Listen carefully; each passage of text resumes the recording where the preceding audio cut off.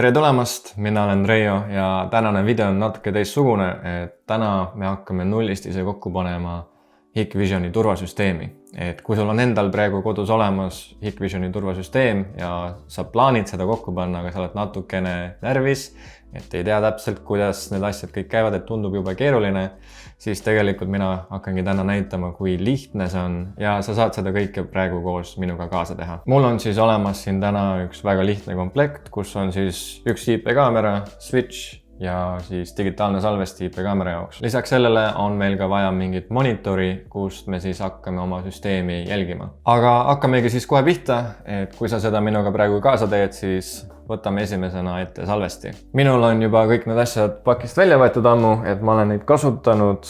Küll aga ma taastasin kõikidel nendel seadmetel teha see sätted, ehk siis alustan ka nullist ja nagu polekski kasutanud. Esimene asi ongi siis salvesti. Salvestiga tuleb kindlasti kaasa ka arvutihiir, mida meil on kindlasti vaja. Ja salvestile on kindlasti vaja ka ühte kõvaketast juurde. Et see on 4 terabaidine kõvaketas. On olemas küll salvesteid, mis tulevad juba kõvakettaga, aga täna me paneme ise ühe kõvaketta siia sisse. Ja järgmiseks on siis switch, mis on siis lüliks kaamera, salvesti ja meie võrgu vahel. Ja viimaseks on meil siis IP-kaamera. Ja nüüd, kui meil on kõik asjad ilusti olemas, siis panemegi kõigepealt kõvaketta enda salvesti sisse, ehk siis võtame selle korpuse lahti. Nii, ja selleks, et me selle salvesti siia korpuse sisse saaksime, on meil vaja tagapaneelilt eemaldada 2 mutrit ning siis mõlema külje pealt samuti 2 tükki.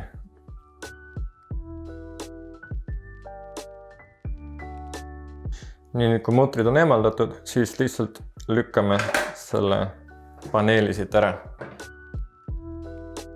Nii, ja siit avaneb meile selline vaade ja kõvaketas läheb siis nende 2 juhtme alla ja kinnitatakse need siis siia alumisele paneelile. Ehk siis kõigepealt paneme kõvaketta siia alla ilusti, ühendame natuke hiljem ära, et kõigepealt paneme ta ilusti siia kinni ja siis vaatame siit poolt, et kõik need mutriaugud oleks ilusti nähtaval ja siis saamegi need mutrid siia sisse kinnitada. Nii, ja nüüd kui kõvaketas on ilusti kinnitatud selle korpuse külge, siis saame ühendada ära ka need juhtmed siin. See juhe läheb siia ja see sinine läheb siis siia. Ja nüüd on meil kõvakettaga korras, paneme korpuse peale tagasi. Nii, ma nüüd muutsin natukene oma asukohta. Ma olen siin kaamera taga, et mul oleks natukene mugavam näidata. Aga kõigepealt siis ühendame salvesti toite ära. Järgmiseks ühendame ära siis meie 4-pordise switchi toite.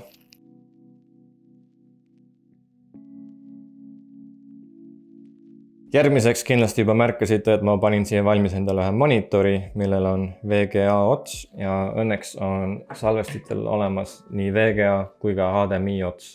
Nii et paneme selle aga siia.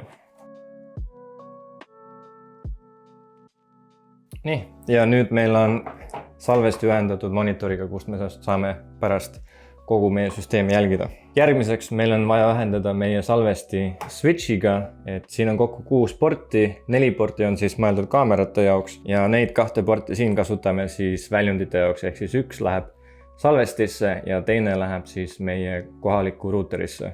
Ja selleks, et ühendada salvestit switchiga, ma kasutan siis Cat5 kaablit, mis tuli meie salvestiga kaasa. Järgmiseks siis ühendamegi switchi ära kohaliku võrguga.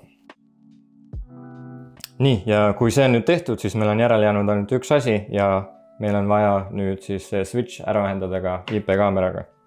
Nii, ja selleks siis paneme siia Cat5 kaabli ja teise otsaga teeme siis samamoodi.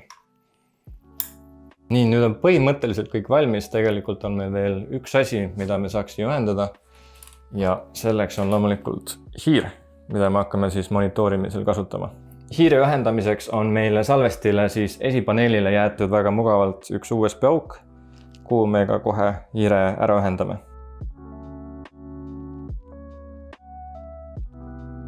nii, ja nüüd ei jäägi meil muud üle, kui et lülitame salvesti toite sisse. Ja see on siis meie süsteemi esmakäivitus, et kõigepealt tulebki selline logo. Ja esmakäivitumisel siis kõige esimene asi, mida me valida saame, on siis süsteemi keel.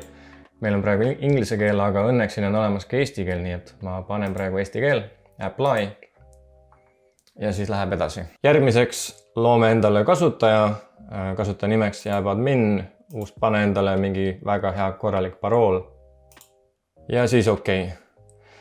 Ta ütleb, et seade on aktiveeritud, küsib, kas eksportida GUID faili, praegu ma panen, et ei. Ja siin ta soovib, et me sisestaks siis varu e-posti aadressi.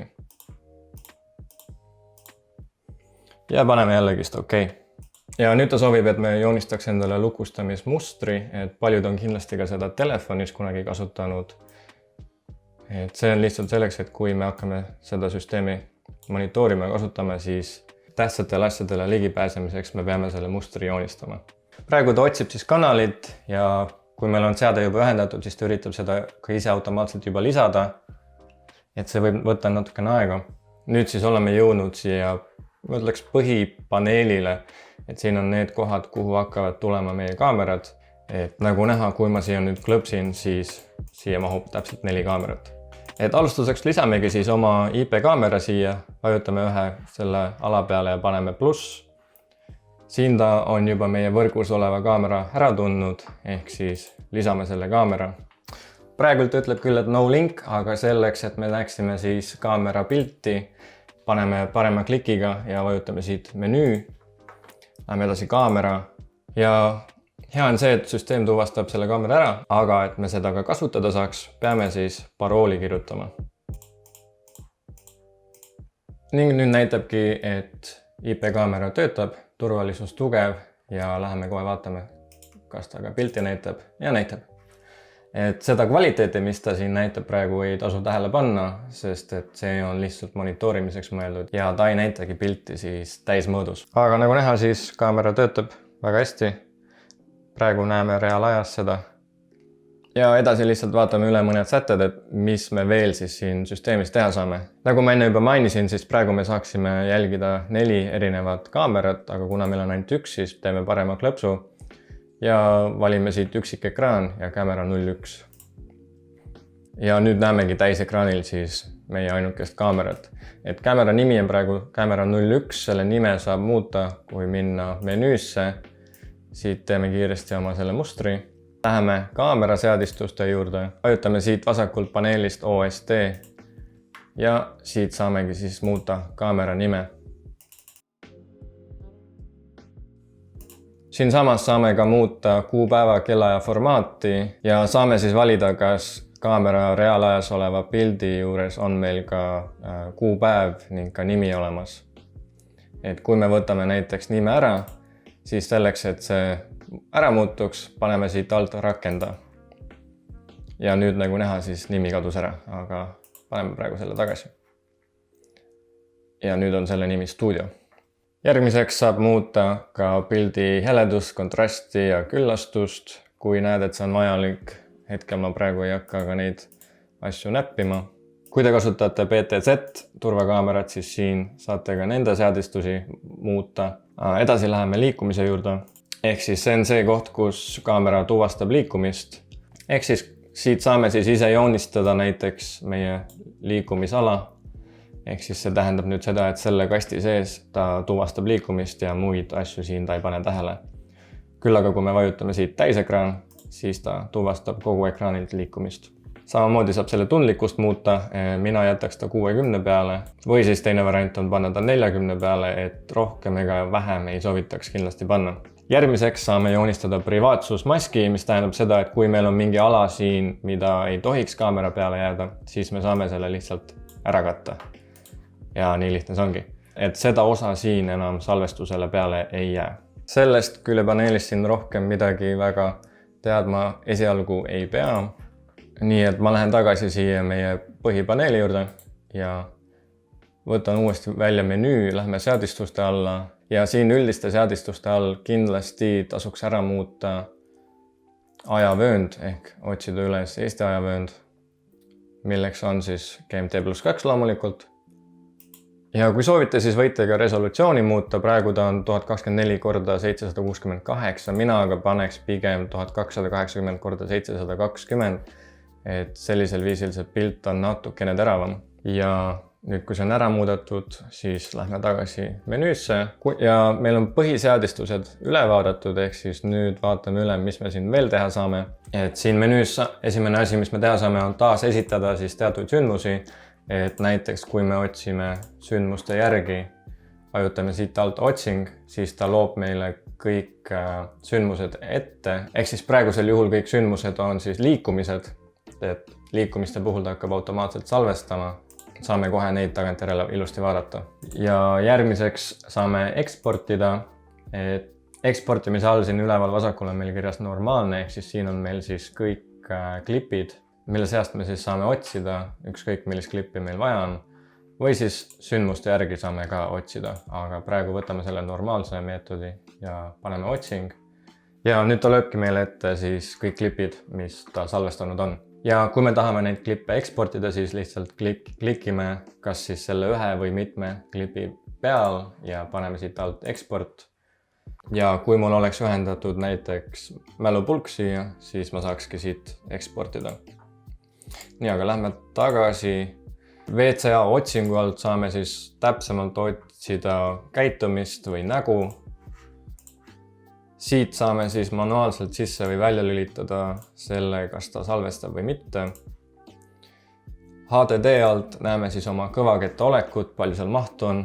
Kui sa kasutad salvesti sees olevat kõvaketast esimest korda, siis on kindlasti soovitatav teha ka formaat, mis siis kustutab kõik andmed sellelt kõvakettalt.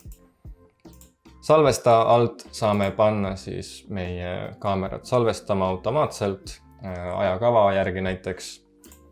Saame muuta kaamera parameetreid, näiteks resolutsiooni, video kvaliteeti, kaadri sagedust ja mitmeid asju veel.